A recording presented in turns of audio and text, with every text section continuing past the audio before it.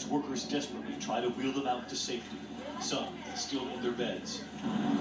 All of these fires forcing evacuations and sending communities scrambling tonight. Parts of the 101 shut down when a truck is blown over.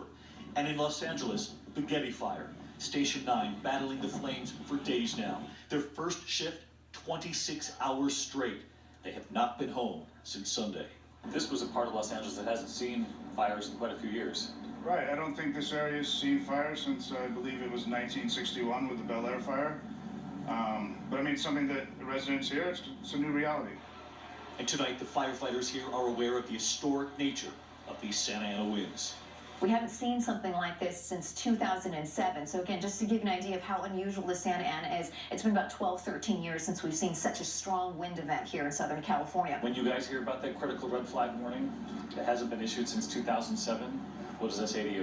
It says to me the winds are going to be so high and so fast that the fire is going to be wind driven. And it's going to be pushing farther and faster than what we've seen.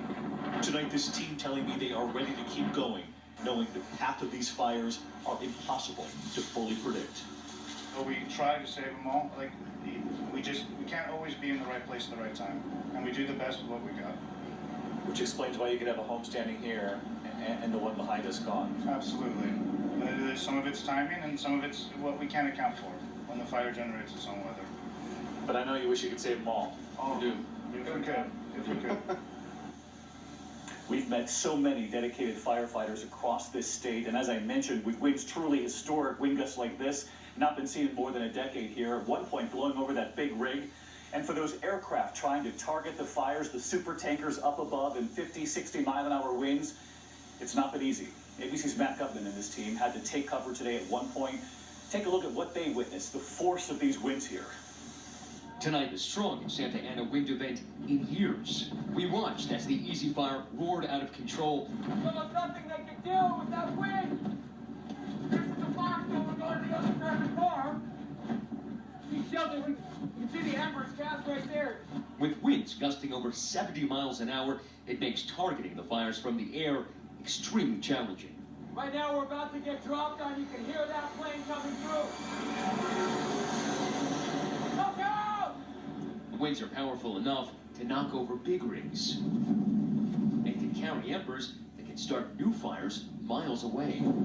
And you can see how fast this wind is moving, just picking the smoke up and whisking it right off the ground here. On the front lines in Simi Valley, The heat is intense, the wind is enormous, and it's fueling that inferno. it moved so fast we had to take cover behind a fire truck. Oh my God, you can see that wind. These Santa Ana wind events form when strong high pressure over the Rockies pushes cold air westward. When it moves through the mountains and canyons in Southern California, it compresses and heats up, supercharging the wind speeds.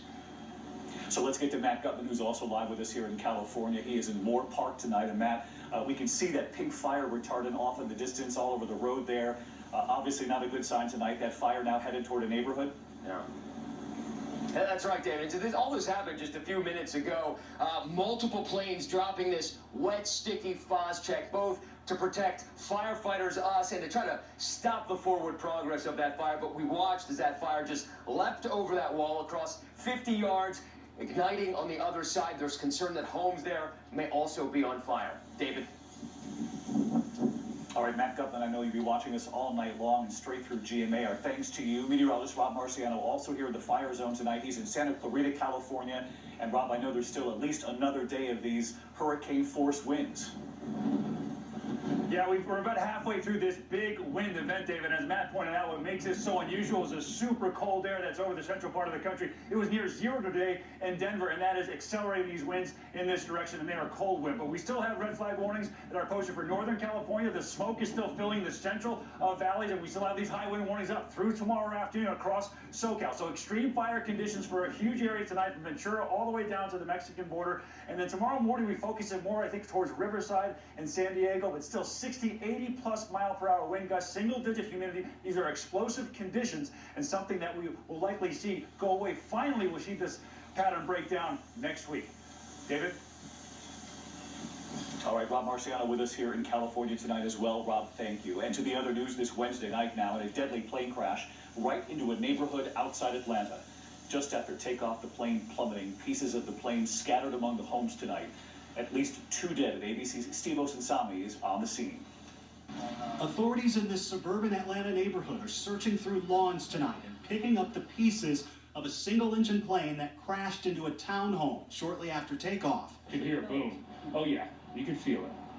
The plane was headed to North Carolina from an airport north of the city, but crashed here this morning about a mile from the runway. It hit so hard, most of it is jammed into the crawl space of this building. 2 people on board are confirmed dead.